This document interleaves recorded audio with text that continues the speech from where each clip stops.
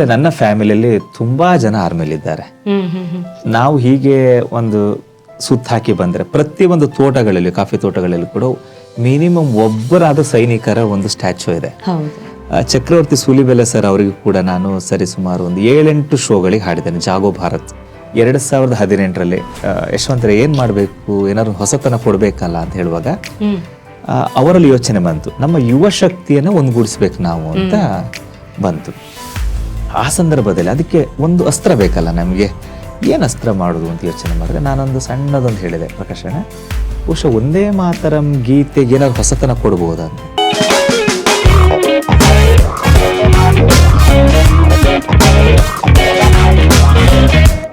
Failure is the stepping stone of success ಅಂತ ಹೇಳ್ತಾರೆ. ಆದ್ರೆ ಅಂದ್ರೆ ಇತ್ತೀಚಿನ ದಿನಗಳಲ್ಲಿ ಯುವಕರು ಈ ಸೋಲು ಅಥವಾ ಫೇಲ್ಯೂರ್ ಅನ್ನ ಸ್ವೀಕರಿಸೋ ರೀತಿನೇ ಬೇರೆ, ಜೊತೆಗೆ ಮುಚ್ಚಿಡುವಂತಹ ಪ್ರಯತ್ನ ಹೇಳೋದಿಲ್ಲ ಓಪನ್ ಆಗಿ. ಅಂದ್ರೆ ಅದರಲ್ಲಿ ಏನಿದೆ, ಪ್ರಯತ್ನ ಪಟ್ಟಾಗ್ಲೇ ಸೋಲು ಗೆಲುವು ಅನ್ನೋದು ಕೈಗೆ ಸಿಗುವಂಥದ್ದು. ಸೊ ತಾವು ಅದನ್ನು ಸ್ವೀಕರಿಸಿದಾಗಿರ್ಬಹುದು, ಬದಲಾಯಿಸಿದ್ದು, ಸೋಲನ್ನ ಗೆಲುವಾಗಿ ಬದಲಾಯಿಸಿದ್ದು, ಅದು ನಿಜಕ್ಕೂ ಎಲ್ಲರೂ ಕಲಿಬೇಕಾಗಿರುವಂಥದ್ದು. ಇದ್ರ ಜೊತೆಗೆ ಸಂಗೀತ ಆಗಿರ್ಬಹುದು, ಈ ಕಡೆ NCC ಆಗಿರ್ಬಹುದು, ನಿಮಗೆ ಅಂದ್ರೆ ಪ್ರಕಾಶ್ ಮಲ್ಪೆ ಅವರ ಒಂದು ಪರಿಚಯ, ಒಡನಾಟ ಆಗುತ್ತೆ. ಆ ಭಾಗದ ಒಂದು ಜನಪ್ರಿಯ ವಾಗ್ಮಿಗಳು, ಸಂಘದ ಕಾರ್ಯಕರ್ತರಾಗಿ ಆಗಿರ್ಬಹುದು, ಅವರ ಒಂದು ಪರಿಚಯ, ಒಡನಾಟ ನಿಮ್ಗೆ ಹೇಗಾಯ್ತು? ಅವರ ಒಂದು ಉತ್ತಿಷ್ಟ ಭಾರತದ ಈಗಲೂ ಕೂಡ ತಾವು ಕಾರ್ಯಕರ್ತರಾಗಿ ಸಕ್ರಿಯರಾಗಿದ್ದೀರಿ, ಅದ್ರ ಬಗ್ಗೆ ಹೇಳಿ ಮೇಡಮ್. ನನ್ನ ರಕ್ತಗತವಾಗಿ ನಮಗೆ ಗೊತ್ತಿದೆ, ನಮ್ಮ ಹುಟ್ಟೂರು ಅದು ಯಾವಾಗಲೂ ನಮ್ಮ ರಾಷ್ಟ್ರ ರಕ್ಷಣೆಗೆ ಮೀಸಲಿಟ್ಟಂತಹ ಒಂದು ಜಿಲ್ಲೆ ಅಂತಲೇ ಹೇಳ್ಬೋದು ನನಗೆ. ಆಮೇಲೆ ನನ್ನ ಫ್ಯಾಮಿಲಿಯಲ್ಲಿ ತುಂಬಾ ಜನ ಆರ್ಮಿಲಿದ್ದಾರೆ. ನಾವು ಹೀಗೆ ಒಂದು ಸುತ್ತ ಹಾಕಿ ಬಂದ್ರೆ ಪ್ರತಿಯೊಂದು ತೋಟಗಳಲ್ಲಿ, ಕಾಫಿ ತೋಟಗಳಲ್ಲಿ ಕೂಡ ಮಿನಿಮಮ್ ಒಬ್ಬರಾದ ಸೈನಿಕರ ಒಂದು ಸ್ಟ್ಯಾಚ್ಯೂ ಇದೆ. ನಮಗೆ ಗೊತ್ತಿದೆ, ಕುಶಲನಗರ ಹೋಗಿಬಿಟ್ರೆ ಈಗ ಮನುಷ್ಯ ಜೀವನ ಏನು ಅನ್ನೋದು ಕಲಿಬೇಕು ಅಂದ್ರೆ ನಾವು ಒಂದು ರೌಂಡ್ ಅಲ್ಲಿ ನೋಡ್ಬೇಕು ಮೇಡಮ್. ಬಹಳ ಅದ್ಭುತ. ಆ ವಾತಾವರಣ ಎನ್ನುವಂಥದ್ದು ನನ್ನ ಜೊತೆಗೆ ಇತ್ತು, ಸದಾ ಇತ್ತು. ಆಮೇಲೆ ನಾವು ಸ್ಪೀಚ್ಗಳನ್ನು ಕೂಡ ಅಷ್ಟೇ, ಯಾರ್ಯಾರೋ ಮಾತಾಡ್ತಾರೆ ಮೇಡಮ್, ಅದೆಲ್ಲ ಒಂದಷ್ಟು ಕೇಳಿದೆ. ನಮ್ಮ ರಾಷ್ಟ್ರೀಯತೆ ಬಗ್ಗೆ ಏನಿತ್ತು ಅದ್ರ ಬಗ್ಗೆ ಮಾತ್ರ ಕೇಳ್ತಾ ಇದ್ವಿ. ಹೀಗಿರುವಾಗ ಚಕ್ರವರ್ತಿ ಸೂಲಿಬೆಲೆ ಸರ್ ಅವರಿಗೂ ಕೂಡ ನಾನು ಸರಿಸುಮಾರು ಒಂದು 7-8 ಶೋಗಳಿಗೆ ಹಾಡಿದ್ದೇನೆ, ಜಾಗೋ ಭಾರತ್. ಆಗ ಅವರು ಆಚೆ ಭಾಗಕ್ಕೆ ಬಂದಾಗ ನಾವು ಅವರೊಟ್ಟಿಗೆ ಹಾಡ್ತಾ ಇದ್ವಿ. ಮತ್ತೆ ಅವರ ಸ್ಪೀಚಲ್ಲಿ ನಾವು ಕೂಡ ತುಂಬಾ ಆಕರ್ಷಣೆಯಾಗಿದ್ವಿ. ಅದ್ಭುತವಾದಂಥ ಮಾತುಗಳು, ಯಾರನ್ನು ಕೂಡ ಒಮ್ಮೆ ಮಲಗಿದನ್ನು ಕೂಡ ಬಡಿದೆಚ್ಚರಿಸುವಂತಹ ವಾಕ್ಯಗಳಾಗ್ಲಿ, ಆ ಶಬ್ದಗಳಾಗ್ಲಿ, ಆ ರಾಷ್ಟ್ರೀಯತೆ ಬಗ್ಗೆ. ಹೀಗಿರುವಾಗ ನಮ್ಮ ಮನಸ್ಥಿತಿಯು ಕೂಡ ಅಷ್ಟೇ, ಮೊದಲೇ ಹೀಗಿದ್ದರಿಂದ ಇಂಥ ವಿಚಾರ ಕೇಳಿದ್ರೆ ನಮಗೆ ಒಂದು ಒಳ್ಳೆ ಸ್ಫುರಣೆ ಸಿಕ್ಕಿತು.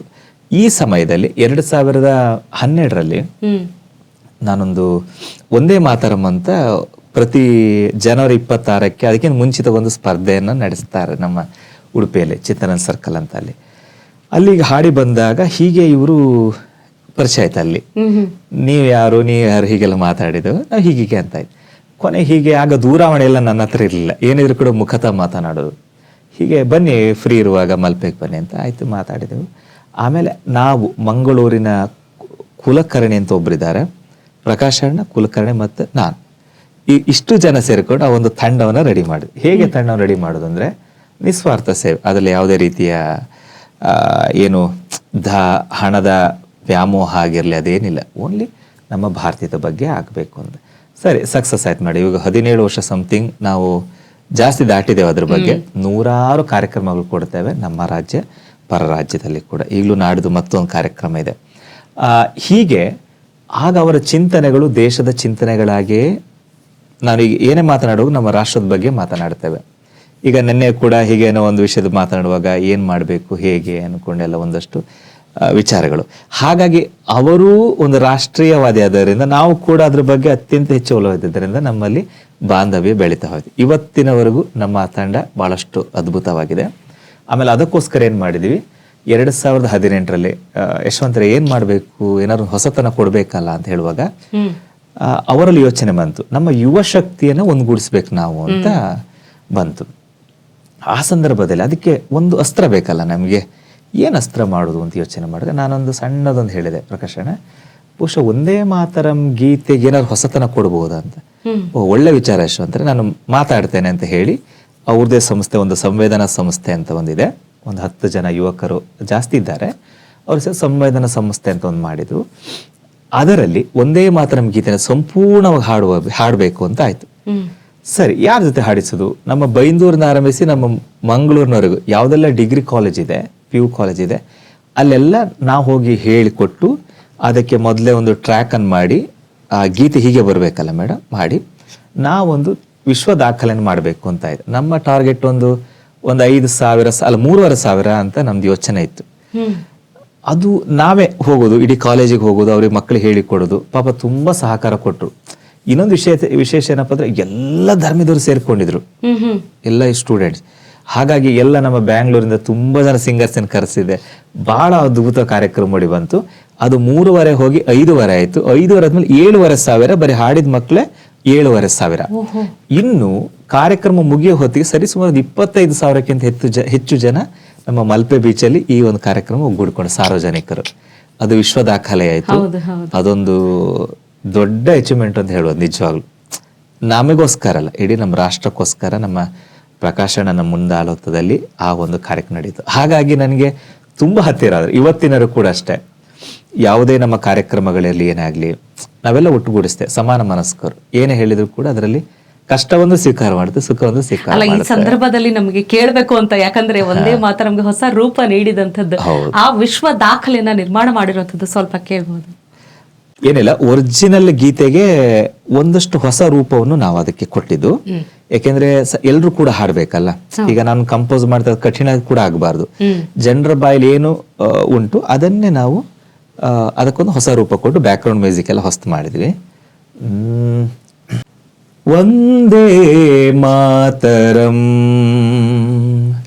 ವಂದೇ ಮಾತರಂ, ಸುಜಲಾಂ ಸುಫಲಾಂ ಮಲಯಜ ಶೀತಲಾಂ ಸಸ್ಯ ಶ್ಯಾಮಲಾಂ ಮಾತರಂ, ವಂದೇ ಮಾತರಂ. ಶುಭ್ರಜ್ಯೋತ್ಸ್ನಾ ಪುಲಕಿತಯಾಮಿನಿ ಪುಲ್ಲಕುಸುಮಿತ ದ್ರುಮದಲ ಶೋಭಿನಿ ಸುಹಾಸಿನಿ ಸುಮಧುರ ಭಾಷಿಣಿ ಸುಖದಾಂಬರದ ಮಾತರಂ, ವಂದೇ ಮಾತರಂ, ವಂದೇ ಮಾತರಂ. ಹೀಗೆ ಅದು ಮುಂದುವರಿತಾ ಹೋಗ್ತದೆ. ಟಿವಿ ವಿಕ್ರಮ, ದೇಶ ನಿಮ್ಮ ಕೈಯಲ್ಲಿ. ಈ ಕಾರ್ಯಕ್ರಮ ನಿಮಗೆ ಇಷ್ಟ ಆಗಿದ್ದಲ್ಲಿ ಲೈಕ್, ಶೇರ್ ಹಾಗೂ ಕಮೆಂಟ್ ಮಾಡಿ. ಟಿವಿ ವಿಕ್ರಮದ ಕಾರ್ಯಕ್ರಮಗಳನ್ನು ನಿರಂತರವಾಗಿ ವೀಕ್ಷಿಸಲು ಸಬ್ಸ್ಕ್ರೈಬ್ ಮಾಡಿ, ಬೆಲ್ ಐಕನ್ ಒತ್ತಿ.